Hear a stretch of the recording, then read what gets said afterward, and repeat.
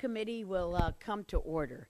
Mr. Deutsch, our ranking member, will be here with us shortly. So, Brad, it's up to you to do the opening statement, okay?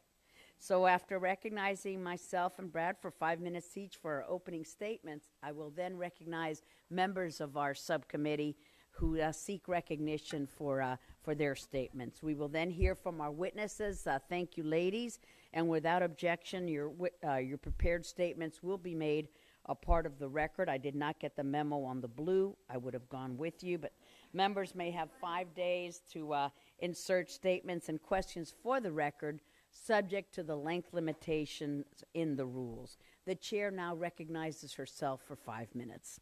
The Middle East and North Africa remain a region fraught with difficulties and dangers that threaten United States national security interests and must not be overlooked.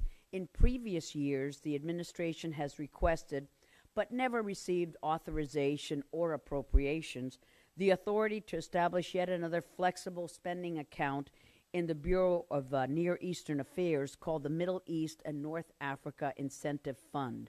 This account, in essence, was more like a slush fund for the administration to allocate and distribute hundreds of millions of dollars in assistance without having to justify to or get authority from Congress.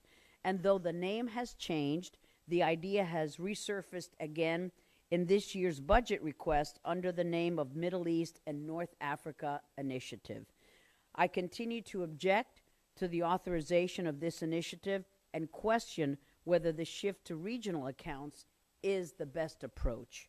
Many traditional bilateral accounts have decreased, and it may signal to our allies that the United States is not committed to the Middle East and North Africa region. In addition, with so many regional accounts already in place, there's a great risk of duplicity and overlapping of U.S. taxpayer dollars.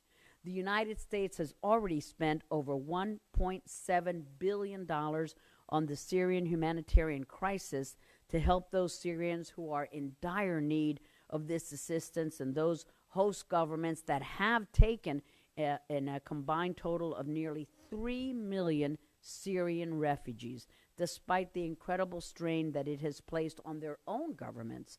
However, we cannot continue to throw money at the problem if the administration lacks a clear and decisive plan in dealing with the Syrian conflict.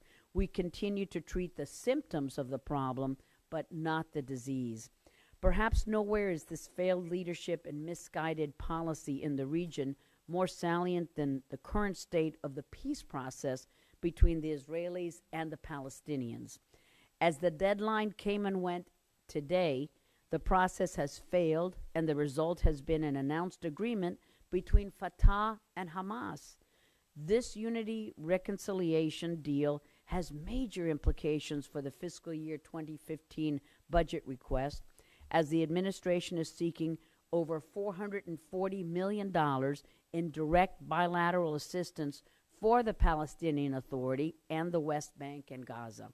However, if Hamas is part of this Palestinian unity government, the U.S. law that I drafted and became a law would prohibit this assistance, and we must abide by the law. In 2006, I authored the Palestinian Anti-Terrorism Act, which later became the law that put this prohibition in place. The law is clear. The U.S. cannot send funds to a Palestinian government that includes members of the terrorist group Hamas. Unlike the United States, which continues to negotiate with the world's biggest state sponsor of terrorism, Iran, Israel will not and should not be pressured into dealing with a Palestinian government that seeks closer ties with Hamas. That's why I was deeply dismayed to read Secretary Kerry's comment this weekend suggesting Israel will become an apartheid state if it abandons the negotiations. These remarks are offensive and are beneath the office of the highest-ranking U.S. government diplomat. But the reconciliation movement isn't the only real consequence of the administration's failed policies of peace in the Middle East. This past weekend, Reports indicated that the Palestinians plan on moving forward with their scheme at the United Nations to be granted de facto recognition by becoming members of other agencies, not just UNESCO. The administration continues to seek waiver authority to fund UNESCO, including arrears payments that would leave the U.S. taxpayers on the hook for nearly $1 billion after it admitted the non-existent state of Palestine. Now, this latest move by the PA could force the administration into defunding any UN agency that admits Palestine, and I will continue to do everything within my power to ensure that no such waiver is granted and that the law will be fully enforced. Another matter in which the administration's policies have been indecisive and where our dithering has served only to complicate the situation is the political transition in Egypt. While I recognize the security needs of Egypt that are essential for stability in the region, I remain concerned over the steps that still need to be taken for a democratic transition and respect for human rights, and feel that perhaps more should be done to help establish and fund democratic institutions rather than the military. The upcoming presidential elections will be a litmus test for Egypt's transition and will give us an opportunity to reassess our aid package.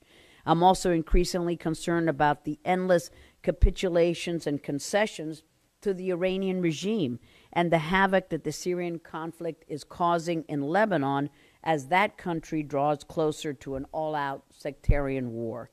And while countries like Yemen, Tunisia, and Libya and others in the region continue to struggle with deteriorating security, economic, and political environments, it's clear that the U.S. must reevaluate our foreign policy and that there are far too many countries of strategic importance to the United States' national security in the region for the administration to continue to pivot to Asia.